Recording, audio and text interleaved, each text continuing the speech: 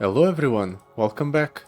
So today we're going to be playing Thresh, and I'll be facing off against the first adventure from the re-released, actually, Legends of Arcane campaign. I believe that's what it's called. It's been a while. I really wanted to try Thresh again, now that he has received some changes and now has 6 stars. Mostly because I actually found Thresh vaguely interesting before, but he was on the weaker side of the champion pool for the Path of Champions. Hopefully things have changed, not that he has 6 stars, but still I only have him at 3 stars, so maybe I won't feel any change right now. I'll still be trying out him here on a weaker adventure. Also, I'm only taking the corrupted star fragment because I only have 1 slot for a rare relics, and the corrupted star fragment is the one that has the most synergy. Playful Trick, Carve a Path, Water Cycler. All of these seem terrible. Let's reroll. Celestial Aid, create a Blessing of Targon in hand. If you already have one, reduce its cost by 1. Nope. When you give or grant stats to an ally in play, grant a random ally in hand +1/+0. If you have the attack token, summon a Powder Monkey. That's the best option out of all of these. At the very least, it vaguely synergizes with our powers, unlike the other ones where I'm stuck with something that doesn't even work with my deck.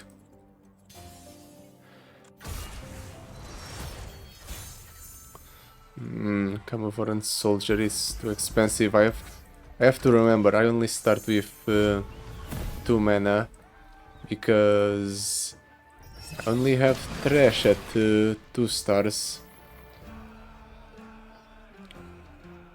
Let's go for the Cursed Keeper. I'll attack with everything. If the opponent wants to block with something, then he's free to do it. Otherwise, I'll just end up buffing the Cursed Keeper and being able to drop Thresh down next turn. Nothing like the stink of blood and sweat.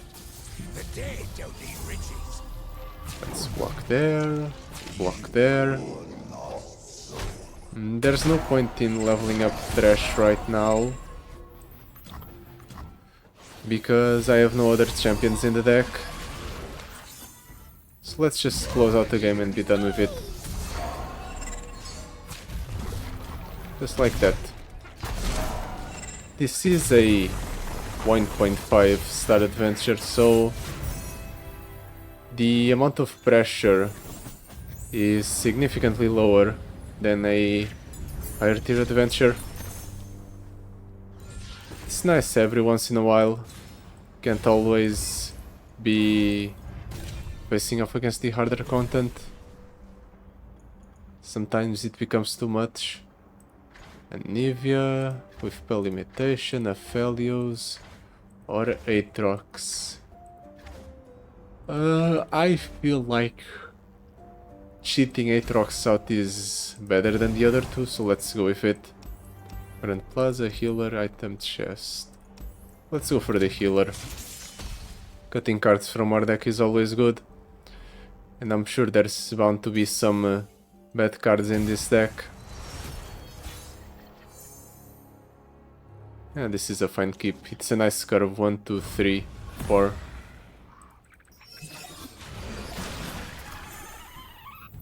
Now the opponent starts with 1 mana. Well, in that case, let's just Cursed Keeper trade into whatever he plays here. Actually, I'll hold back the Tentacle because I need something to buff up. Actually, maybe I shouldn't have, because the Escaped Abomination exists. Whatever. Let's drop down another unit. We can block like so. We don't even risk losing one unit of our own. And then next turn I can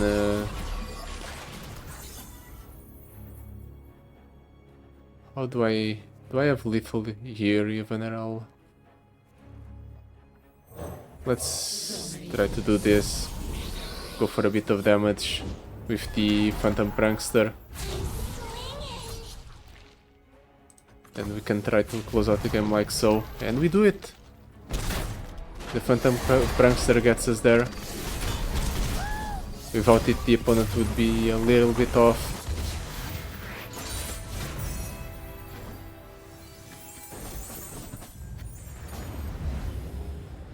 Now,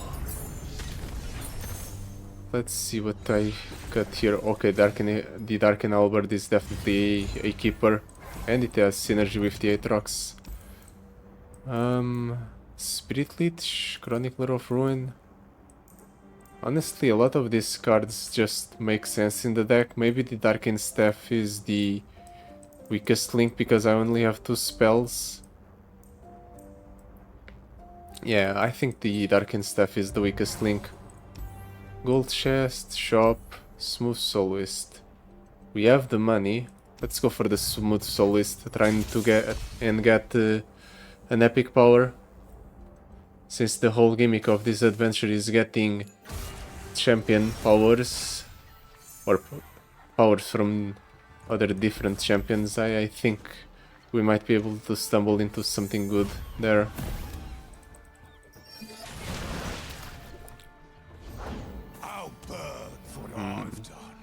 Let's Sword and Spray. Of course the opponent double attacks.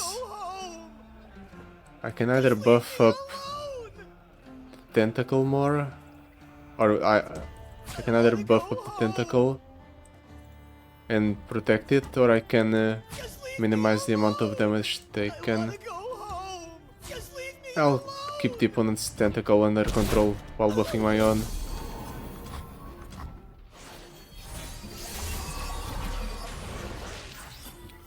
Endless Devout, Phantom Prankster.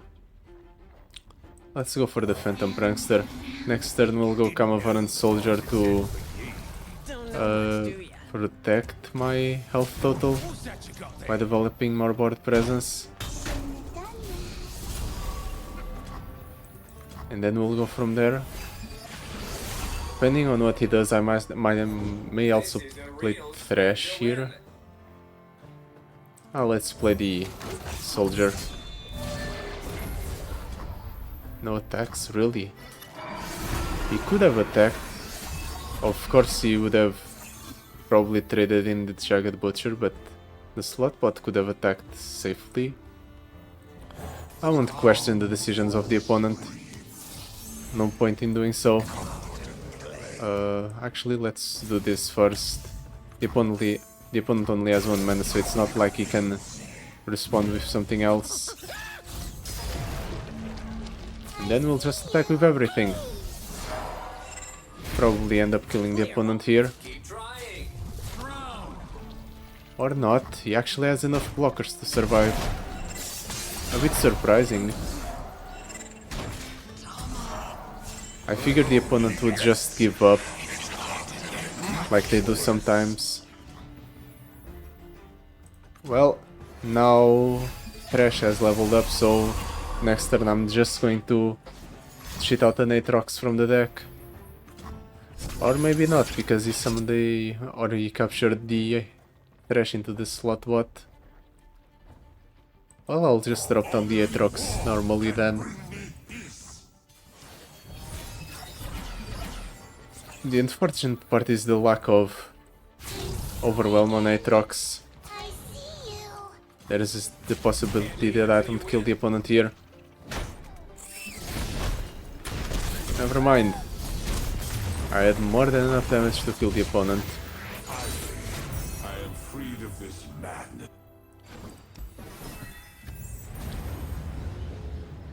Now for the mid boss, it's actually Tahm Kench. Interesting. I suppose the Tahm Kench is going to have the... Yep, the big fist, okay. They didn't change that. Eternal Hunger, Wild Card. Or Carve a Path. Eternal Hunger. It increases the amount of damage my allies deal. And since I'm pinging a decent amount with the Phantom Prankster, I'm sure things will work out well for me. Honestly, I don't want to get rid of any card in my deck. How many cards do I have? 28. I'm going to cut the Chronicler of Ruin. Since it doesn't have an item. It's a sacrifice outlet, but not outlet, but it sacrifices a unit. Which theoretically is good for us, but I don't see the constant need for it.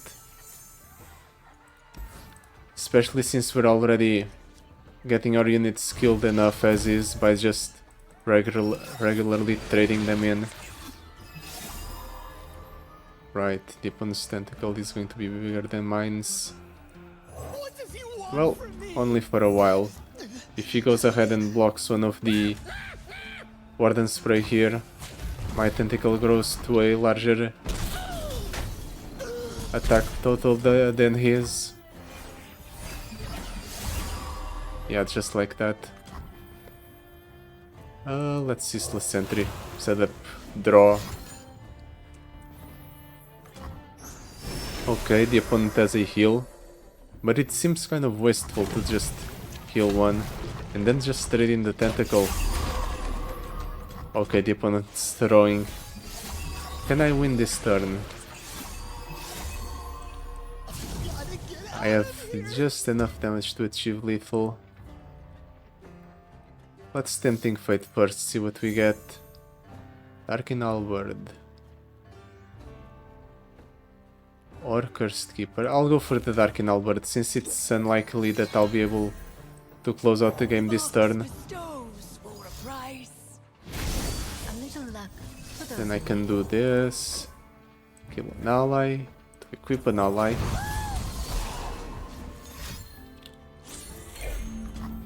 Now we attack with everything again. Let's make sure that one dies. The Keeper of the Box could have attacked without getting blocked because it has Fearsome, but I wasn't killing the opponent anyway, even if that attack specifically connected.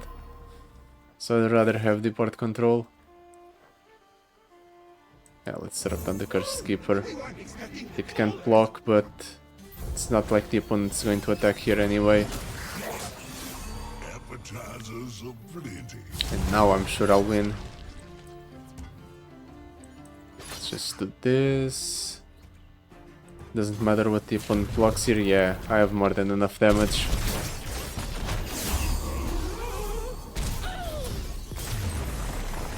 And just like that, we've beat the mid-boss.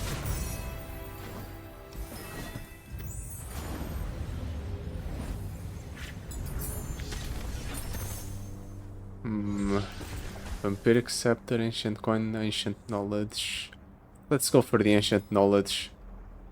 The Ancient Coin is completely pointless because Thresh is going to have its cost reduced anyway. Ooh. Boon of the Ascended. Or Caretaker's Blessing for more keywords, which do get shared with my dead allies. All I have to do is proc the Eternal Hunger once. Grant your strongest ally +2/+2 for each unit you've slain this round. I think the Caretaker's Blessing is better because we're not necessarily slaying as much as just killing our units through combat, and the opponents too. While that does count as slaying, it's not really as impactful as just giving everything more keywords. At least that's what I think.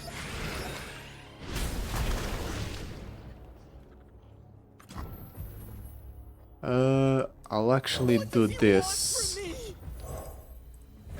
because I want the tentacle to survive, and I'm not certain if the you'll want 12 units. The tentacle might have died if I didn't do that. And I kind of want to tentacle around because now I just hit the opponent for 6 here. Yeah, I'll do that. Not even place something alongside the tentacle for the attack. I'll drop down the Phantom Prankster. It has stuff so I don't have to worry about the constant effects. Try to understand. I matter, you don't. I'll do this. Keep up the board presence. Keep units dying. Maybe I should have waited for next turn because then I could have used the Darkened Halberd to kill the mist.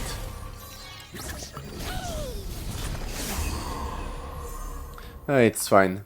I can still deal with the opponent here. Let's attack with everything.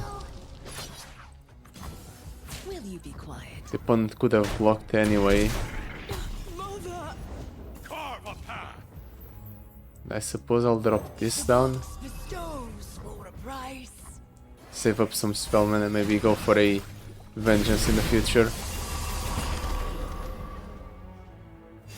Now the tentacle is Found my family, my blood. growing a lot. Wait. Now that I'm rereading the Savor the Screams, didn't the text change? I'm pretty sure it was +1 for each ally that died last round, as well as all their keywords. Now it's counting the opponent's stuff as well. Or maybe I'm just crazy and I'm misremembering what the text was, but I feel like that's significantly better than what it was before.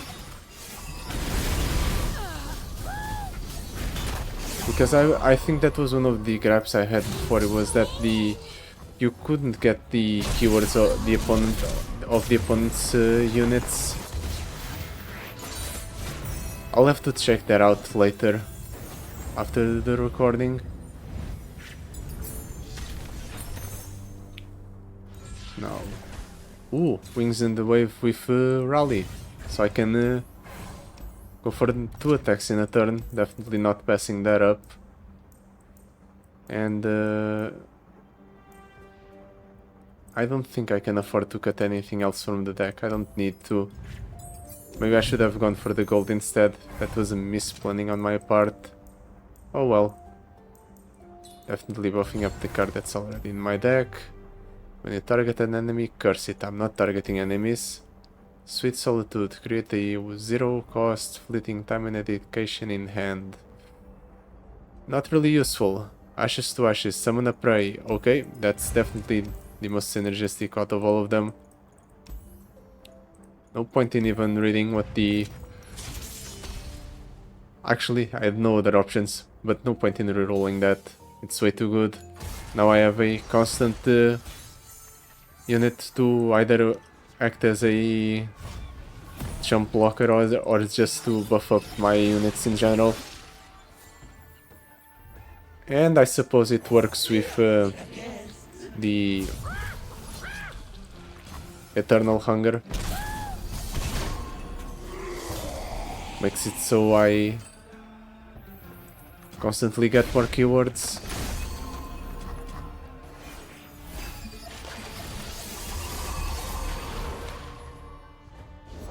Be nothing left when I'm done. Okay, that's not a very powerful second turn for the opponent. Price.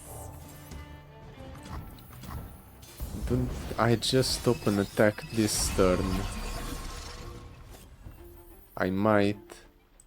I'll do it. Shadow and misery. Let's see how the opponent reacts. Figures. But I buff up the prey, so now all the praise I'll get in the future will keep generating more keywords for me. In fact, I'll do just that.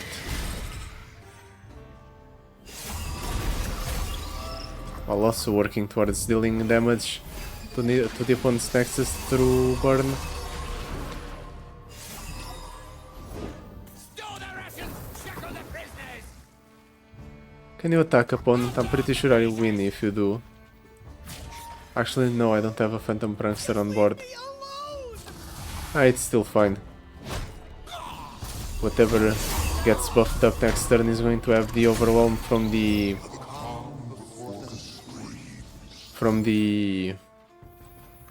what's it called? Spirit Leech that just died. So it will probably end up being more than enough to close out the game. That's a very big keeper of the box.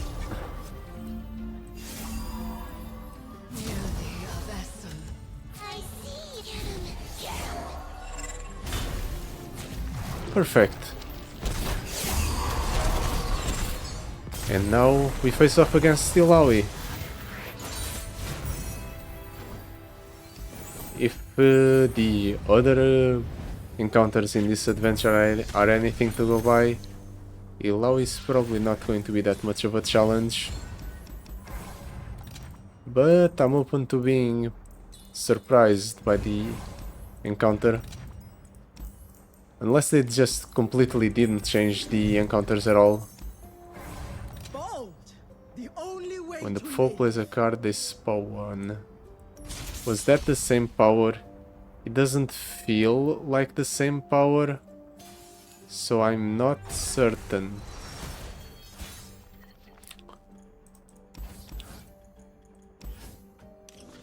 Let's mulligan everything but the Camouflage Soldier.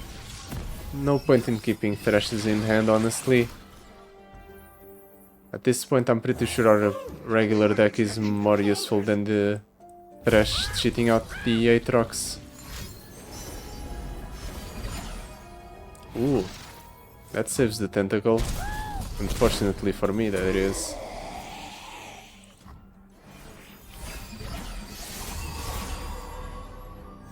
But my board is pretty large, so I can't even properly trade with the Tentacle. Let's hold off on the Wings and the Wave. Let's just do this. Give something more keywords, continue buffing up my units.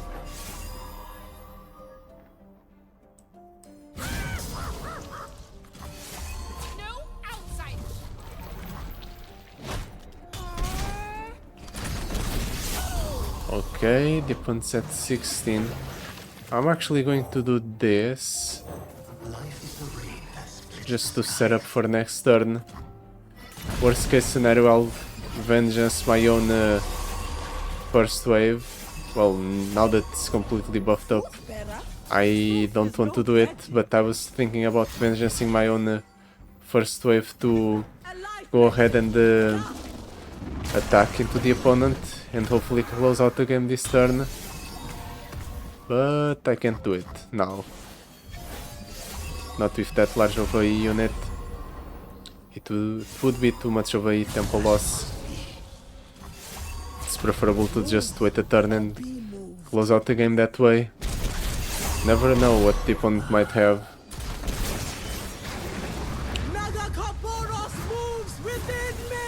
That's cool and all, but you still lost.